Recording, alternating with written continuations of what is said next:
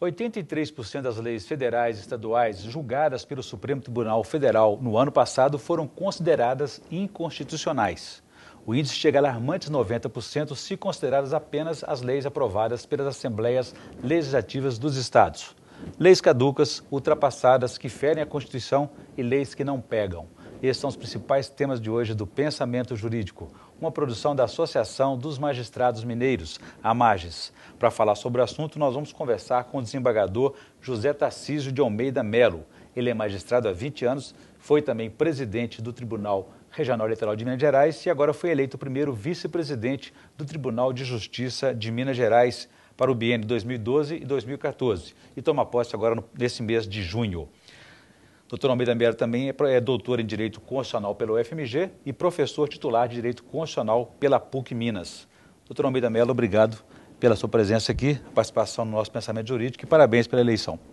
É sempre um prazer muito grande, Orion, estar com você e só acrescento que também funcionei como advogado durante 25 anos e componho com muita honra tribunal originário da nobre classe da advocacia. Muito bem. Nós que agradecemos a presença do senhor aqui e lembrando que teremos ainda nesse programa o quadro Pensamento Literário, em que o senhor fará indicações de leitura para os nossos telespectadores. Infelizmente não teremos o Pensamento Universitário, em que estudantes de faculdade de Direito me ajudariam a entrevistá-lo.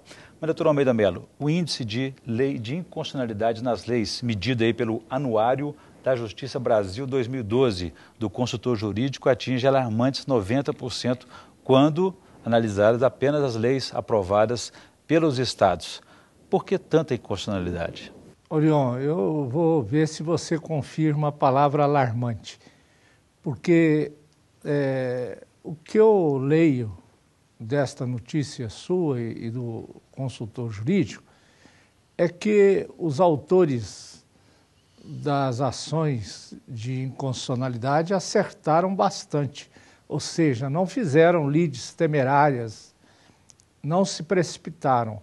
Se você comparar os casos de São Paulo, do Rio de Janeiro e do Distrito Federal, que pelas informações são os estados e o Distrito Federal que possibilitaram a maior quantidade de inconstitucionalidades, se considerar as leis declaradas inconstitucionais com a produção legislativa do ano de 2011, você verá que o estado de São Paulo não chega a 2% da produção legislativa de São Paulo em 2011.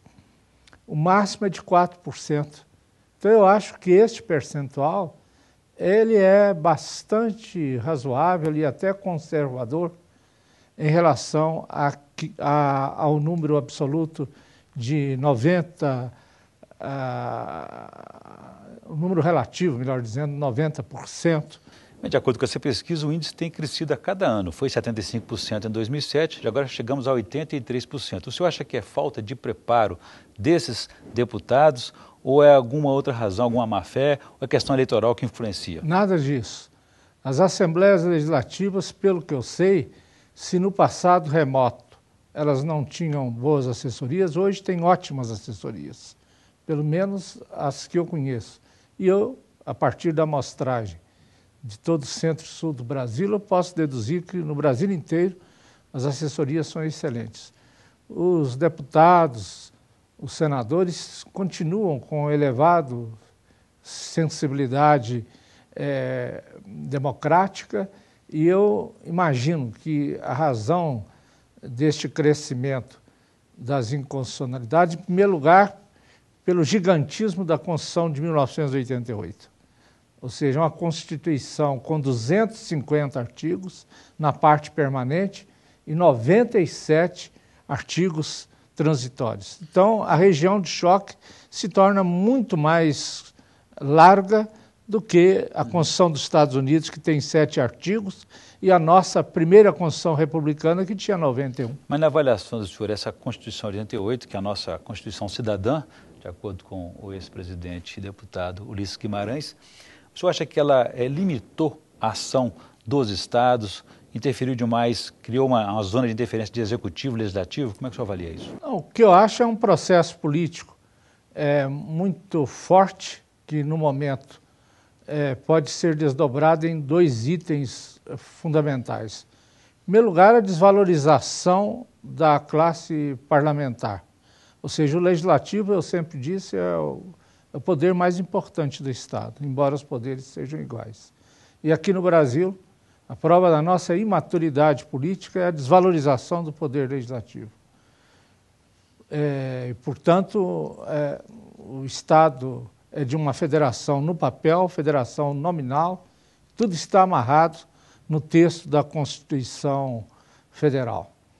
Então, quando nós fizemos a República, nós fizemos, e Rui Barbosa já dizia isso, por causa da federação, principalmente. Rui era monarquista e quis a República e aceitou a República para termos uma federação, e é o que nós não temos. Entendendo o momento que o país vivia e ainda vive, né?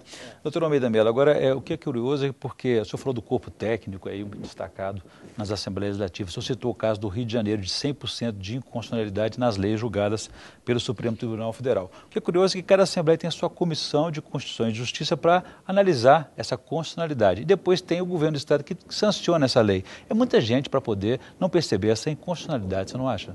Sim, mas a visão que o julgamento ocorre tanto no poder legislativo como no poder executivo é de natureza política. É claro que o fundamento deve ser jurídico, deve ser constitucional, mas predomina o sentimento político em qualquer lugar. E ele pode superar ou fazer a parte técnica legislativa evoluir também? Acho que, olha, se o Supremo Tribunal Federal, hoje, como o professor Ives Gandara, por exemplo, tem comentado, ele está fazendo leis, ele está suprindo um corpo parlamentar eleito por 130 milhões de pessoas. Isso é uma interferência? É uma interferência. Agora, como que o legislativo ele não pode ter uma visão criativa, né, da Constituição? Eu penso que na Europa, por exemplo, o controle de constitucionalidade é mais avançado, porque há um tribunal constitucional composto de representantes de todos os poderes. Entendi. E por isso é possível chegar-se a um consenso melhor do que é constitucional ou não. Interpretando a lei à luz da realidade também. Doutor Almeida Mello, vou fazer um pequeno intervalo, gostaria que no próximo bloco o senhor contasse para a gente como fica a situação entre a contestação da lei, a lei considerada inconstitucional, e como que ela ficou na prática valendo até que essa decisão fosse tomada. A gente volta então em instantes, daqui a pouco.